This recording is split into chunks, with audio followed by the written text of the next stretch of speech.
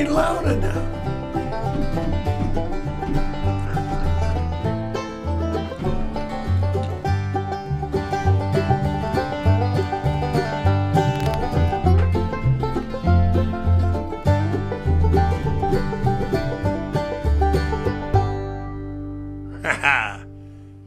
So Ryan. Yes, sir. Trip out on this, man. Episode number 16, man. That's it. 16. Can you imagine it? You know, when we got started with this, it was like, this will never last, you know? And look at us now, episode 16, and I feel so truly honored. We have a gentleman that I don't know very well, but I have been told is a Highland legend. You got some big shoes to fill here. Well, what's happened though is that you know, I always talk about Eddie being my number one guy. Right. I started talking to this gentleman that's about to be our guest today, and I'm not certain. He may be Eddie may be pulling into second, you know? Is that so? Well, I mean, you know, Rick's getting a little credit for me. Oh, wait a minute. Let me introduce him. We have Mr. Rick Herring here, a legend of Highland, California. Well, thank you. Thank you for the introduction, Ryan, Doug. I appreciate it. I'm glad to join you. Happy to have you. Somehow it seems like it's Ryan's birthday or close to his birthday or something. It's after my birthday, but I'm still renting in gifts. But you got a bottle of Jameson. I did. I got a bottle of a Jameson from a friend over the weekend who I didn't see. So a good friend. Yeah. And he pulled us a shot. That's right. So now Ryan sits a few feet from us, but Rick and myself. Cheers to all of us. Cheers, guys. And to Ryan, happy birthday, fucker. Thank you. Happy birthday. Thank you. Woo. Smooth. Just lost my headphones. All right, so Rick, here we are. Yes, Episode number 16. What the fuck's your deal?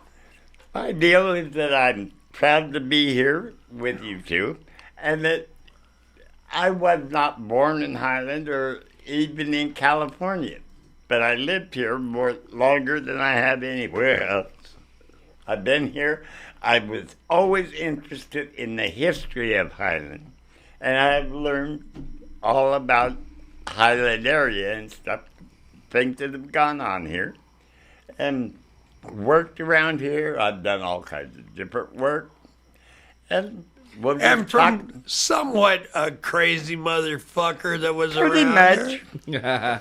I mean, you know, I mean, to me, you're like my inspiration is that, number one, how old are you, Rick? 75. I'll be 76 in December 26. Look at that shit. Look at what I look like at 58, man. I assume if I could ever live this long, I'm going to look just like you, Rick. We'll be like twins, you know? But what an amazing accomplishment.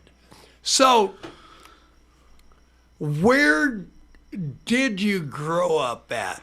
I grew up in Denver, Colorado. Oh, beautiful. I was born there and went to school there and everything until I was 17. And I got caught using a fake ID, and the judge gave me a choice of joining the service or going to juvenile hall. Using a fake ID for what? Going into a bar. So back then, what was 18 in Denver? Oh, so but you were. They had 3 bars in Denver where you only have to be 18. Yeah. And I had a fake ID, and they caught me with it bigger than shit. And how old were you? 17. Oh, you were only a year away. Yeah. Okay, so... Not even a year. Yeah. Okay, so... You know, it's really funny because since you decided that you'd come and do this podcast with me, I've found out more stuff about you. And it turns out somehow through the court system, you became a sailor. Right. I joined the Navy in November of '63, which meant that I only had to do 3 years because it's called a kiddie cruiser. You join when you're 17, you get out on your 21st birthday. Mm-hmm. And so that's when I did that. And then, second year I was in, Vietnam broke out, or the first cruise in '64, Vietnam started. And we were online all the time over in the Gulf of Tonkin and shit, you know. And I was on a refrigeration ship. We didn't spend a lot of time at sea, but we transferred all the food to the other ships. And I enjoyed my time in the Navy. It was a good time. The ship I was on was out of San Francisco. Went through all the hippie phase of San Francisco and the music and the parties and the fucking shit that went on between the students at Berkeley and the Hells Angels and everything. You had your war protesters and your war people that were supporting the war. Yeah. A lot of times it was bad because if you were in the service, they didn't like you because they were against the war going on there. Right. And as I got older and after I was out of the Navy, I understood why people protested against the war. It was not anything to do with saving that country from communism. It was trying the big money and all the rich resources that country had. It's always money. Yeah, it was all about money. It wasn't anything to do with saving anybody from being a communist or anything else. You know, it was a waste of time. Is what it was, and money. Yeah. But I enjoyed every minute I had in the service, even the time I was AWOL. Let's hear about that. I was AWOL for 3 months. What happened? Had to make up. I ended up getting a captain's mast. I was in the brig I did 30 days brig time. How many? 30 days in the brig. Then I was in 30 days of corrective custody. And then I went back. I got reduction in rank and pay. And I went back into society. Right. Well, But the thing was, what was the reason? for going AWOL, Yeah. they wouldn't give me leave when I wanted to go I wanted 30 days off. No, I wanted to go. I wanted leave so Sounds like you, Ryan. Hey, man, I'll go AWOL for time off, too. I think this guy may be you. My sister was in the hospital. She had spinal meningitis. And up in Gardnerville, Nevada, you know. Okay. And they wouldn't let me go up there because I'd already fucking missed. I'd been AWOL one day before that. I didn't show up on time when I was supposed to be back.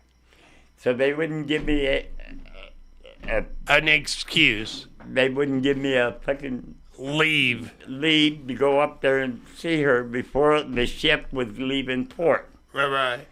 So I went anyway. Of course. Yeah. And Now, how old were you at this particular point? 19. Okay. bad motherfucker, huh? Oh, yeah, I knew it all. Yeah. And, well, no, I was actually 20 at that point. Okay. My 21st birthday was But coming still up. a bad motherfucker, huh, Rick? Yeah. Hey Rick, can you do me a favor? I know that's the way you talk, but the more you bang the table, the more it Oh, I'm jiggles sorry. it jiggles the camera All right. there. I'm sorry about that, but Anyway, so I got a girlfriend there in Alameda where There we the go, ship, we're good. where the ship, that's Don't worry where about we were Tim. docked. And I go up to see my sister for a weekend, and then I come back, and the ship's gone. It left for overseas. So I got 2 strikes against me because I'm not only AWOL, but I missed ship's movement, which is another charge, you know. And, well, I'm already in trouble. I might as well just stay Keep home. on going. Stay home with this girl until they catch me or something, Yeah. you know.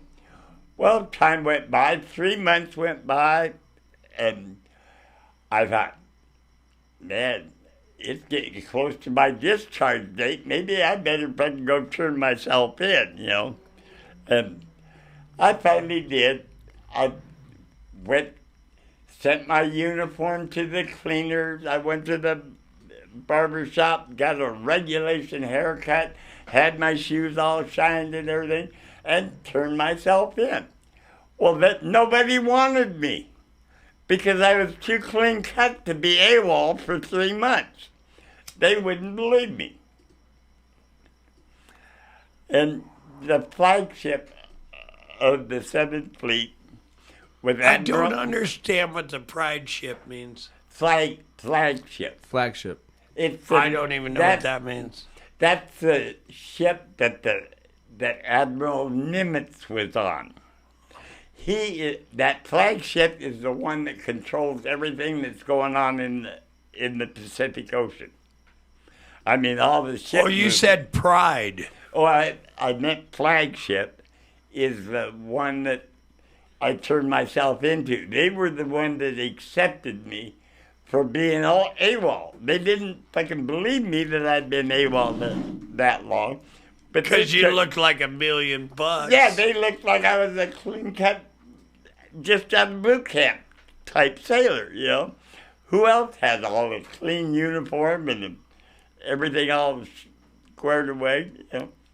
And Okay, so anyhow, you had said earlier that you spent 60 days after that, and yeah, you were under a little bit of bullshit. Eventually, I ended. it seems like you may have broken off from the Navy. Well, they wouldn't let me re-enlist. I was not what they wanted. You know, I was not a quality. But you person. wanted to. No, I did not want Okay. to. You're like, hey, fuck it, I've done my 4, I'm good. I used to go in and talk to the recruiters that wanted to, you know, if you wanted to go in, and they'd tell you about your bonuses and everything. Right. And they'd So- look at my record and they'd say, I don't think you really need to fucking try to re-enlist because you really couldn't even make it for 3 years. How could you possibly stay in line for 6? Yes. Okay. So, at this particular time, I apologize. Where are you at? What state, country? At Alameda Naval Air Station in Alameda, California, just outside of Oakland. Yeah. And I mean, I was there from 64 through 67. Every protest march that the anti-war people had, Is that very close to San Francisco or something? Yes. all right you outside. had to do was take the bus across the bridge and you were in San Francisco. Yeah. We used to go to the parties and stuff. And what year is this, sir? 64, 65, 66. Holy shit! So I mean, like, I was there at the height of the fucking Haight-Ashbury. You must have been like just involved with like the Grateful Dead and all that shit. You used to see those people on the street all the time. They'd play for free in the Golden Gate Park on the weekends. They'd have concerts and shit. Jefferson Airplane, Janis Joplin, and all of them. You just see them everywhere all the time. You know, they were part of the San Francisco and the music scene at that time. Now, even Carlos Santana came out of there too. Oh yeah, yeah. So, but as I mean, I don't know how your feelings progressed through that because, you know, like I grew up through. I don't know, like when my concert experiences started coming, I'm gonna have to go with 1976. Quite a bit later. I mean, that's about the point I was a freshman in high school, and I could cheat myself around and do all that shit. I got to see a lot of fucking really awesome bands, but at 75 years old, but except an ex-military man, you know? Well, the ship I was on was real lenient about the length of your hair and the way you dressed and stuff when you were on the street and stuff. We didn't have to have our hair cut military-like, you know. You didn't have the white walls and shit. You could get away without it. Now, can I... And so you could actually go to the park and people knew you were in the military, but they allowed you to stay without any trouble or anything, you know. Can I ask, is that part of...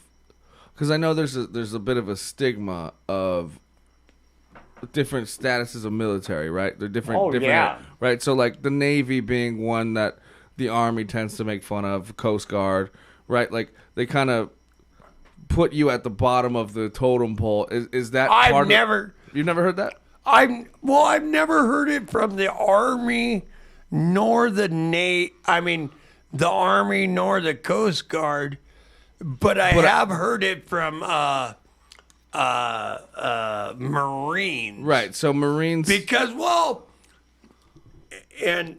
let me finish my question. Hold on. Forgive me if I'm wrong.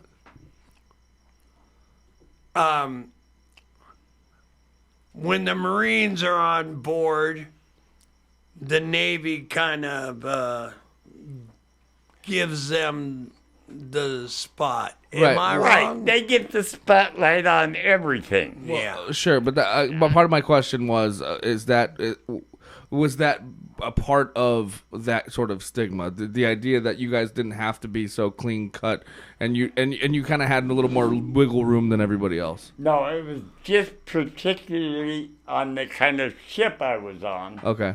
Because it was a refrigeration ship that supplied food to all the other ships. I see, but you guys weren't engaging in combat. We're on patrol in the Gulf of Tonkin all the time, just like all the combat ships. So what I really want to know, though, Rick, is were you always all dolled up like this? No, not really. But I always kept long hair and shit, We gotta start to laugh, Rick. The Navy hated it. This is kind of a comedy show. That's all right. And then I ended up I had to make up 90 days of that time because I was 90 days AWOL. Okay. So let's get back to that, yeah. Instead of getting off out of the Navy on December 26th, I had to go 3 months more. Right. But the Navy's so intelligent, they flew me back to the Philippines on the 24th or the 22nd of December to catch a ship that was going to be there until April. But when you're in the, if you're overseas, you have to be back in the States 30 days before your discharge date. So they just fucked with they your fucked head. with you. I flew over there. But you back. somewhat deserved it, right, Oh, Rick? yeah. But I flew back and I got discharged on February 14th, 1967. Wow, God bless you. Look at this guy. Hey, Ryan. I told you. I'm loving it, man. You know me. I'm a hey Rick. He's been trying to become my friend for like 2 weeks, and every time he gets like halfway through a story, I tell him, "Shut the fuck up." Yeah. You're going to ruin the podcast. I didn't want him to ruin it for the pod. Now I'm just sitting here like amazed. Yeah. So Rick, I'm now that I'm like thoroughly fucking amazed. A lot of people at the bar, and I think if anybody listens to this podcast, we talk about a lot about the bell. Gentlemen that actually have known you for a long time and many, many, many years, because I'm kind of a newbie and all that shit, and Ryan, of course, is much less a regular or anything like that. I'm a lower rank. Yeah. Yeah, I'm taking you as very high rank. That you're kind of a legend around Highland. When did you make your way into Highland? Like what year? I don't particularly need to know what month or anything. Well, you said you grew up in Denver. Yeah. Now, did you make your way straight over to the San Bernardino area, or where did you go first? Military. The military. I went to boot camp in San Diego, was stationed in San Francisco. Oh, okay. All right, now that's what I was going to tell you about next. Okay. When I made a friend on the ship that they sent me over to pick up in the Philippines, we were there. How's your beer? It's good for right now. But this guy didn't know anything. The ship was stationed out of Long Beach. I'd never been around Long Beach down there to where I knew my way around down Long Beach. But I knew my way around San Francisco, and that's where we ended up for discharge. Yeah. And I was friends with him on the ship. He asked me to show him where he could buy a car. So we go out in Oakland there where all the used car places are. He buys a 58 Edsel for $250. Jesus. And wants to know if I want to go to Dayton with him. Well, as far as I can remember, that's Ohio, right? Yeah, that's what I thought. I wake up in the middle of Oregon, and I said, "Where the fuck we going?" He goes, "To Dayton." I said, "But Ohio's east, not north." Yeah. I'm really liking your theories about I wake up and I'm in some place. He goes, that sounds like you, Ryan. That's what kind of traveler I am. I jump man. I'm gonna look just like him, and you act exactly like him. Here's the thing. These are the three stages of my life. I think is what's happening right now. Here I am now. I'm gonna wind up like you, and then possibly like Rick. Well, and I'm already throwing myself into the wolves. Yeah. I want to be him. Yeah, I mean, look, you're all very honorable people, but I'm a little scared. I'm just gonna be. I would, when I was your age, I would have been terrified of this, but now I'm going head first. I said to this guy, "I thought we were going to Dayton." He said, "We are." I said, "Dayton, Ohio, right? That's the only Dayton there is." He goes, "No, we're going to Dayton, Washington." Oh, there's a Dayton, Where Washington? the hell is Dayton, Washington? I don't know. Washington's got some weird. Which Washington? Washington State. Washington State. That's why I was driving through Oregon. We're cleaning up through Oregon and going off over to the southeast corner of Washington State. It's nothing but farmland and stuff, you know. A lot of pot farms now. And Yeah. Walla Walla is where the state prison is. The town I lived in Dayton was 30 miles from there. How am I supposed to know that there's two Daytons? I didn't know that. How did I know that I was was just- going to Dayton, Ohio? I guess that's why we got you here. and Well, that's what I'm saying. Yeah, I mean, Washington's got some weird fucking cities, too. and anyway, I got up there and everything was so cool up there. I mean, it was beautiful. It Wait, was you said cruel? Cool. cool. Oh, So cool. I Wow. mean, the people, it was a town of like, okay, they had a population of something like 1,300 because they were building a Little Goose Dam on the Snake River and all the construction people lived there. When the construction people moved out, the population went to 800 people. For you. Give me a second. They went to 800 people, is what the population of that town was. How's that? Is that better? You sit on Main Street on the fucking hood of your car, and your arm would just get wore out waving to all the people that you knew that drove up and down the street, you know. It was just a completely...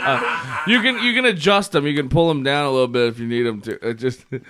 They kept falling off. I thought you needed an They adjustment. Sorry. completely... he's got one of those square heads, man. No, it's got a point on it, Wow. actually. No, you're doing a fine job. Yeah. Keep But, going. Sorry about that. But everybody was so friendly. You just fucking... everybody knows you. You don't have never been in this town, and by the second day you're there isn't anybody in town that doesn't know you. Right. You know, and it Hey, was don't worry about him. it Look was at me. neat. It was fucking neat, you know. So I ended up going to work at the Green Giant Company. They had a Green Giant cannery up there. The Jolly wait. Green Giant. With You the got that beans. right. Yeah.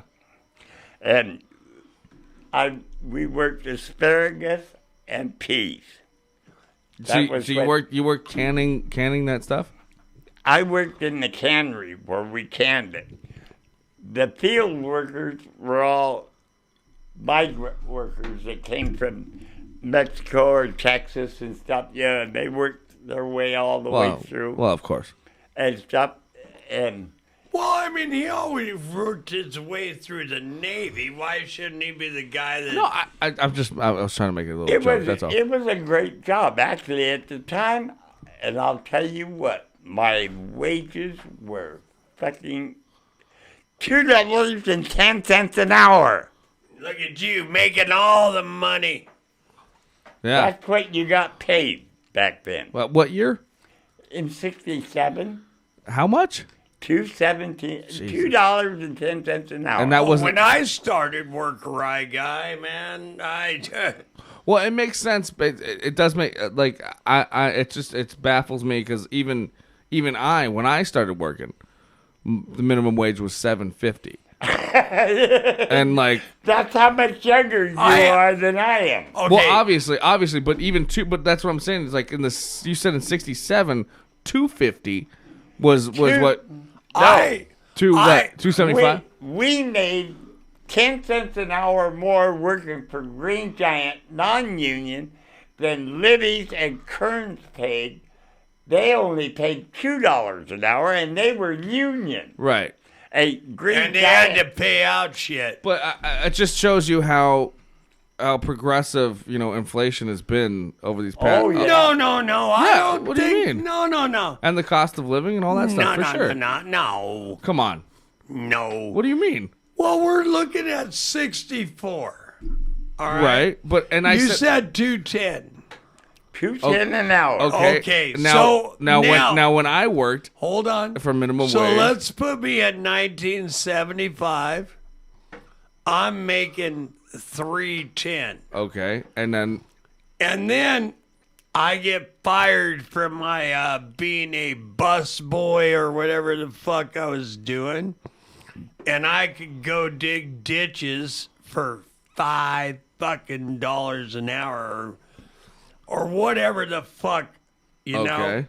It was But big, you big would money compared to what you were making. So, but you would get to a job where you had the guy that was the one running the job, and that motherfucker was making $10 an hour. Oh, yeah. Okay, but what? Oh, no. And you were just like in your dream hole. Right, but No. Out of all your aspirations in the world, it was like, if That's I where could you only wanted make to be. $10. You were going to get Now his it's your job. that's exactly my point is when I started working my first job, I was 17 making $7.50 an hour. And that was in 2007. Except you probably had a very minuscule job. Sure, but so my point is Well, I mean, explain what your I worked job was. Parks and Rec there, and then I ended up getting another job working retail. Right now, and then eventually I got a job where I was making $10.25 an hour, which was only $2 more than minimum wage at that point. Okay. And now minimum wage is $13.50. Well, And it's going to go to 50. And that. My point is that it's pretty crazy that drastic change within 30 I years. don't believe that it should happen, though, Ryan. And I'll fight till the end of time. I'm not saying it should. I'm just telling you that it's crazy Well, to with me. that drastic That's a huge change. There's a Yeah. huge difference between being able to get by at $10 Not an hour. really, because when we were making the money we made, you could get a hamburger for 15 fucking cents. Are you not understanding my point? Now a hamburger is $5. I know. That's my point. So that's why the minimum wage keeps going up. It's inflation. So That's what what's the happens. difference? Because the the increase in wages haven't met the increase of prices. Prices and the Your cost of grocery- living.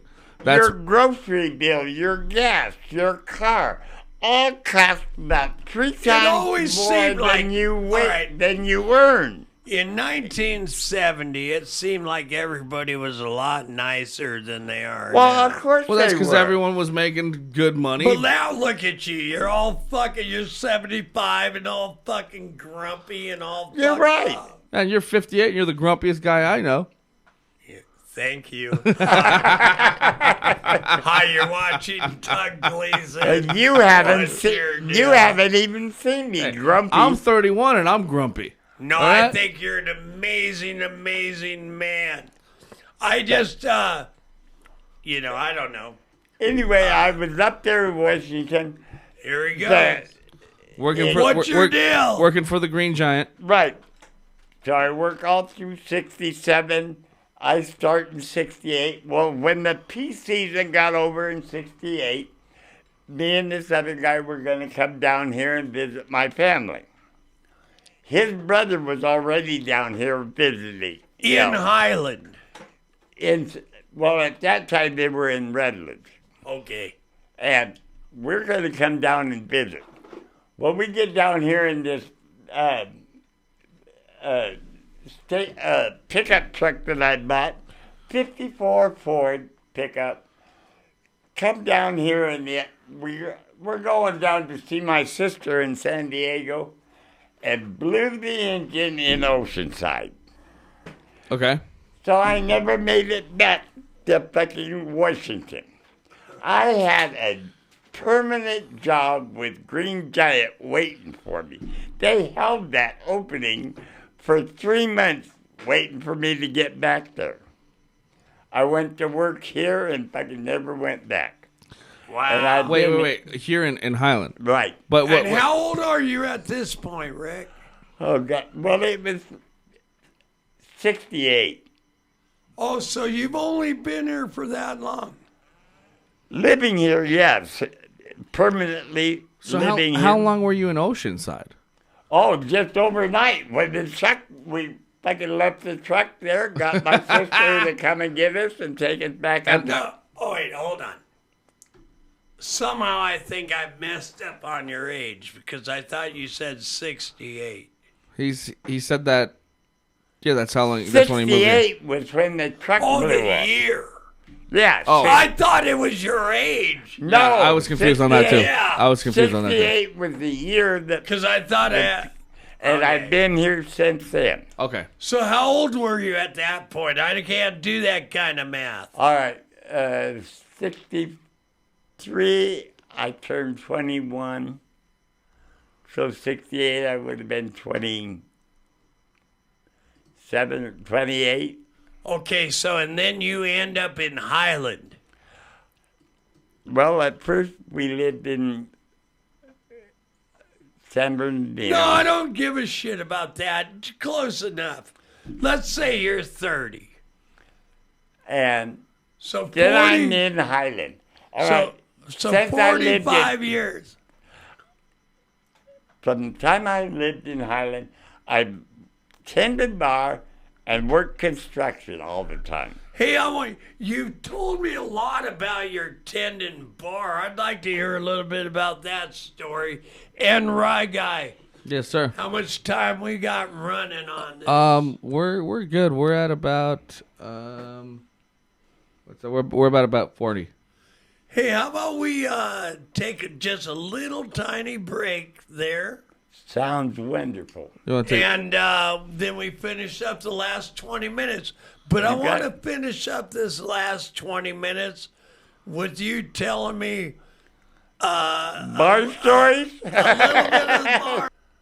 So we had a little kind of break here because we all had to pee, and we didn't want to have a bunch of dead air here. But I was just talking with Rick here, and turns out that he's pretty proud that he's 75 years old. You're damn right I am. I worked hard to get this far. Yeah, and you were kind of thinking that if you ever made it to 75, That would be the end of the road. You know, I've already fucking been blessed with being saved for so many things, I'm you sorry know, about that. that it could have gone the wrong way and escaped all of that shit. Now I'm ready to go for a lot longer. Because yeah, I heard you were going for 100. it doesn't sound bad. As Yeah. long as I can fucking keep my faculties about me and everything. Talking bullshit. Yep.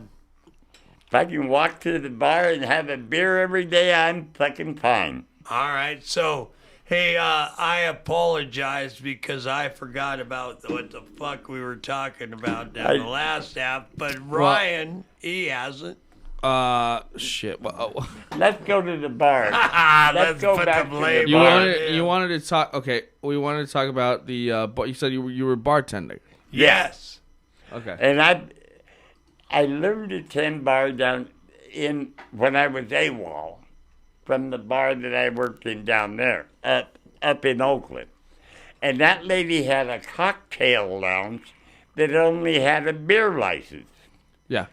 And so we used sake to make mixed drinks. That's still happening.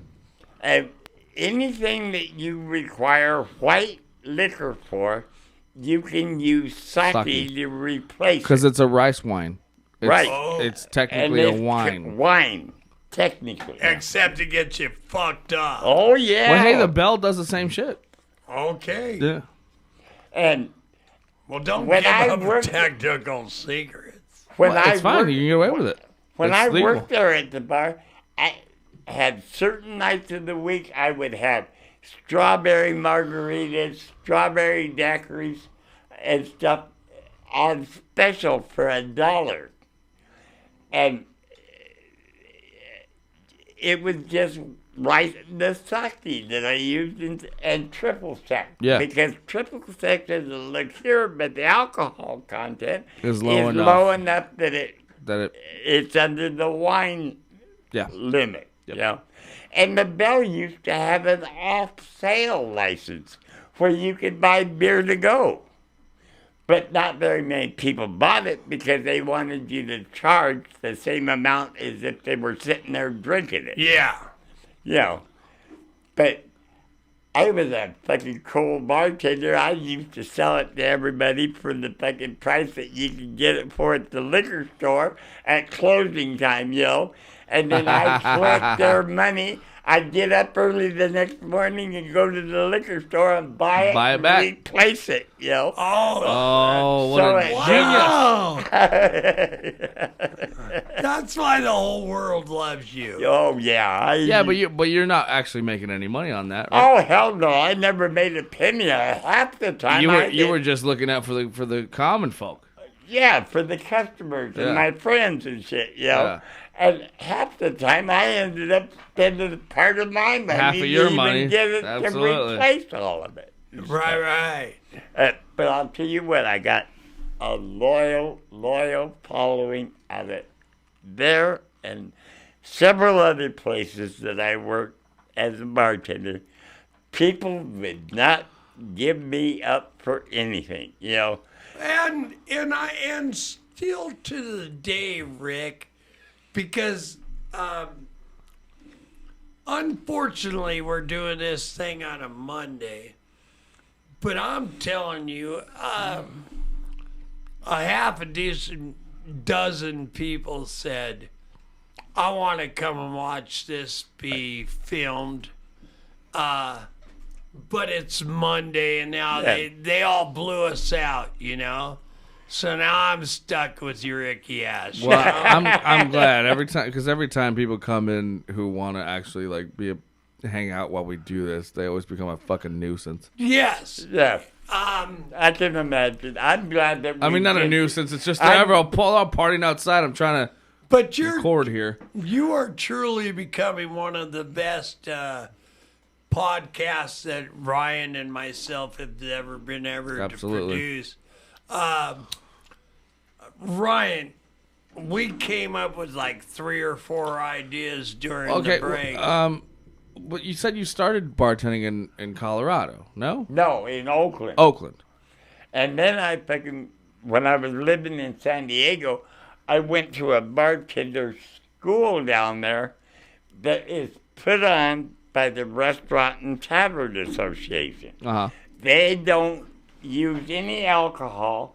It costs $29 to go through it. Yeah, and they just teach you how to And mix. they teach... Wait, 29? Yeah, they teach you how to pour and stuff, you know. 29. Back then, I'm sure. And they would help you.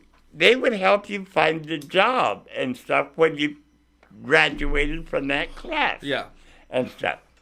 Well, the first thing they ask you in that class is how many of you do you want to be a salesman? How many of you want to be a salesman? And 90% of the class would say, wouldn't ever raise their hand or anything. And he said, well, you guys could go on home. I guess that is the job, huh? I never thought about it that way. But the only thing you can sell in a bar is yourself and your service. And yeah. Because every bar has the same whiskey, basically the same price. So the only reason a customer comes back is because of the way you treat them. And you're selling yourself to those people, not the liquor or anything. You sell yourself. Well, you had a great. Make those people come back. So you're telling us that you were a salesman? No, yes, I was. What you're telling me is you had a great bartending teacher. Yeah, I did. That was the most I have important. never heard that before. And how many years do you think you bartended? Well, I tended bar at the Spur off and on for 20 years.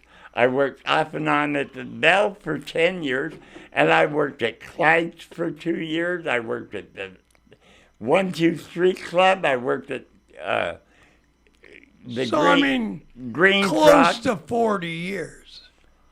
Yeah. Did Wow. you love it? Oh, I love Teddy Bar.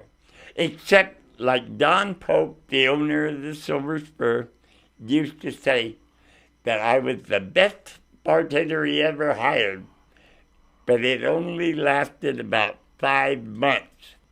Because after 5 months of putting up with the same people, you start getting grouchy. You don't want to, so you got to change, You got to go somewhere else and do something, Yeah.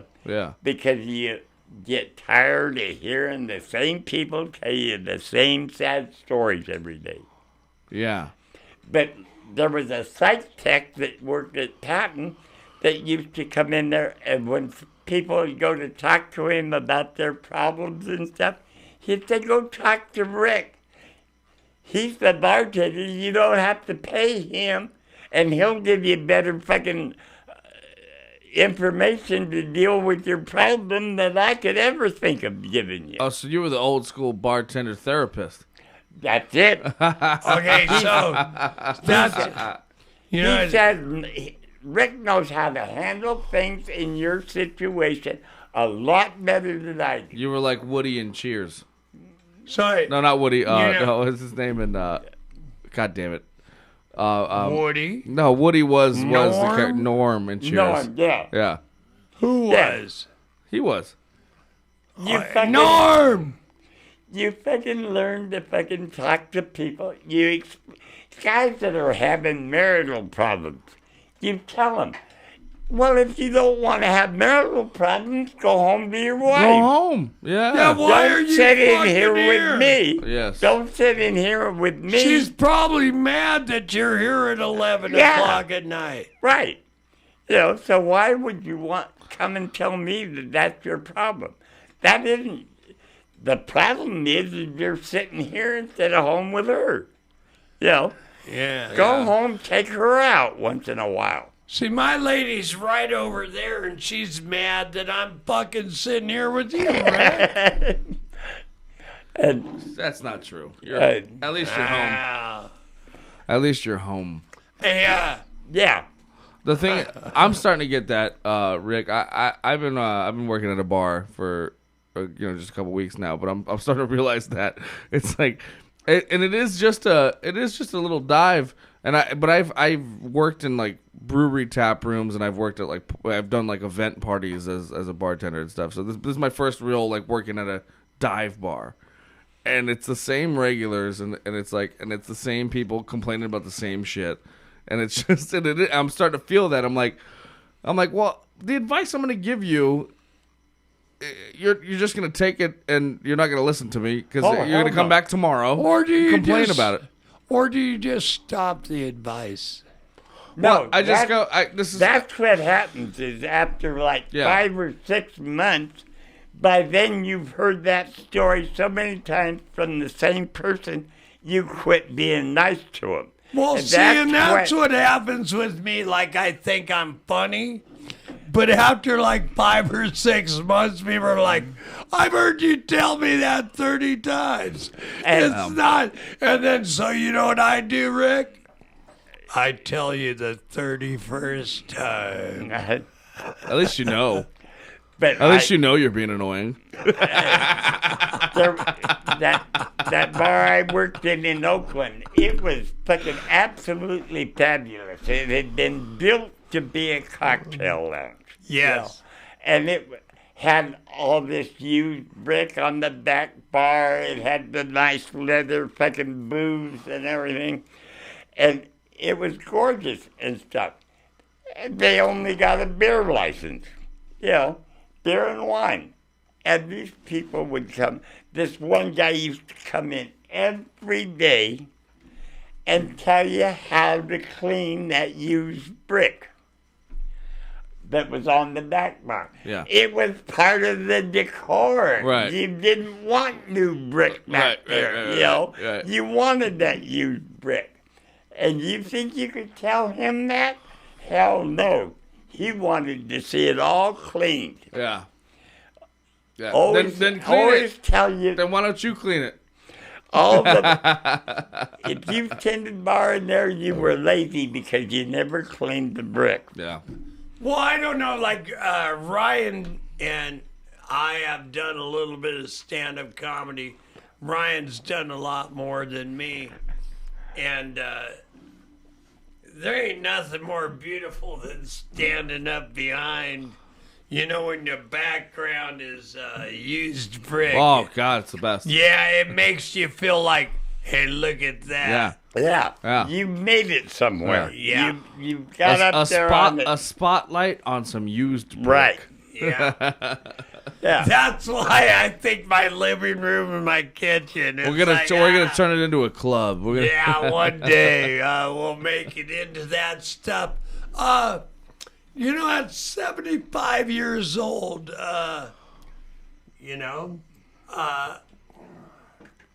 what do you think your greatest accomplishment is by now? That my kids still love me. And how many children do you got? 6, No shit. How many boys? 3, And how many girls? 3. That's why it adds up to 6. And all the girls are all older than the boys. And And I'm not going to swear that all the girls love me. leave it to a military man to make sure his kids are symmetric. No. Why not? What is? But now I'll tell you. Okay, so Hers, mine, and ours. uh-huh. All right. Because my first wife and I were only married from December 16th until February 28th. Oh, that was a big marriage. That was the end of that marriage. And then my second wife and I, we had 2 girls. Then my third wife, her and I had 2 boys, but she had a boy and a girl from previous marriage. So they come with the package. Yeah, so we had Hers, mine, and ours. Oh, you guys were the Brady Bunch. 2 and 2 and 2, yeah. Well, I love that. And what's your relationship with those 6 human beings? The girls are all off on their own. One of them lives in Hawaii, is a nurse instructor for ICU and CCU. The other one's a dental technician, or a dental hygienist is what she is. Uh-huh. They both graduated from San Bernardino, CSU, San Bernardino. And then my other daughter which would be a stepdaughter. She lives in Missouri she divorced a guy that owns a construction company that it just makes money hand But over. you, She left him and went back to Missouri to marry a guy that she fucking knew in high school that doesn't have a damn thing.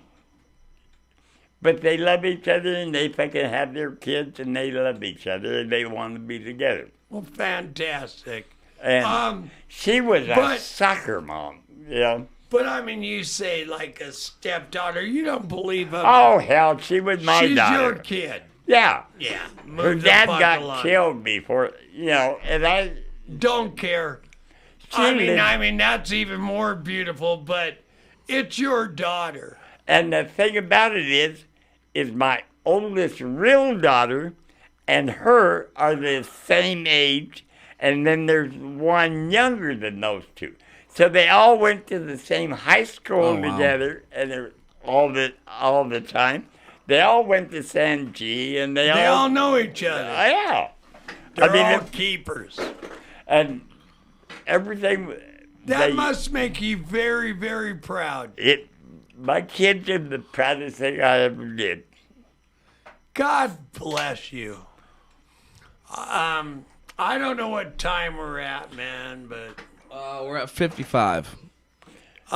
we got 5 minutes left. You got anything fucking special to say? Well, you wanted to bring up his Highland legend status. It's just over the You way. told me that you studied a little bit about Highland. I just always enjoyed knowing about Highland. And, I mean, when I first came down here on leave and stuff from when I was in this service and stuff, my brother would show me parts of Highland and Redlands that aren't there anymore. You know, he showed me things that are gone. They'll never be back, you know. And he would take me and show me these things that were really interesting, you know. Do you have any memories of them, or can you tell any stories of things that you Yeah, no there was longer a railroad spur. When you went from the Highland Station, that train used to go into Redlands. But there was a spur line out there in East Highlands that had all of these train cars would be out there on the spur line. The cars that were damaged or didn't get used anymore, like the old sleeper cars and some of Now, them. when you say spur line, I want that to be like a side rail. Right. It Where just the went real out and train came would to a go. dead stop. Yeah, you get a little Ricky or a little Lefty. Yeah. And there were like 3 or 4 tracks that went off, you know, and these things would be out there according to how damaged they were. and Yes, stuff. sir. But some of those cars were the fucking cream of the crop passenger train cars that had sleepers with all velvet on the walls and the seats and stuff. And that was all out there. You could go out there and look at it and touch it, sit in it. And then all of a sudden, when they started developing out there, it was all gone. There When was you nothing. say out that here, that's here. Yeah, from Highland Station, right there by the bar, you went straight on east, and then it would turn and go over to Redlands. And then you would catch a train going to Palm Did- Springs and stuff. Did you Yeah. did you start to feel like they were letting you down, or the peeps, or you don't see very like political or anything like that to me. You just seem like a 75-year-old man that wants to make it to 100. But I'm political. I have my opinions, but I keep them to myself. I don't want to push it on somebody else. I'm Republican. I always have been. You know, and I'm not ashamed to admit it or anything. And I'll always vote that way, and I'll support any of it. You're the most beautiful man I've ever And, fucking met. I knew when I asked you to come here to my home and into my studio and meet Ryan, and that you were going to be magical. I told you a week ago, I fucking cannot wait. And Rick, I want to tell you one thing for certain right now, man. I knew you were going to be amazing. You were amazing. We got 1 hour of you. If you ever feel so inclined, I will give you another hour. I don't want to give you an hour and 20 minutes tonight. no, I don't. Because I want to give you another hour. You're much more everything that I ever need. So, remember when I told you at the beginning of this podcast that you were going to look right there? Yes, I am. And then you're going to say your name. You say, and that was my deal. And I'm Rick Herring, and this is my deal.